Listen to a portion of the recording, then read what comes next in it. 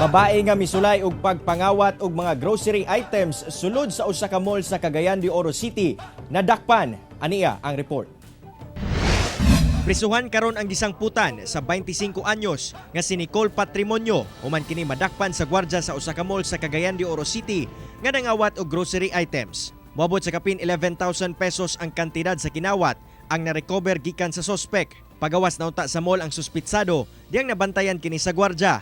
Base sa investigasyon, taod-taod na kini nga modo sa sospek ug iyahang mga kaubanan. Manguha sila dito sa item na sila iandam na nga ikubag nga nanay resibo. Nya kadang resibo lugar murag nagpatuo nga nabayaran na. Pero katong sa ilalom ato wala to nila bayre.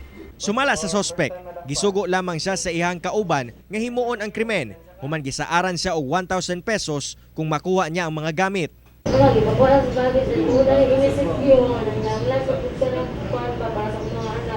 Kasong theft ang ipasaka sa kapulisan batok sa dinakpan. Kauban si Makoy Sempron sa kamera. Ako, si Cyril Chavez para sa One Mindanao.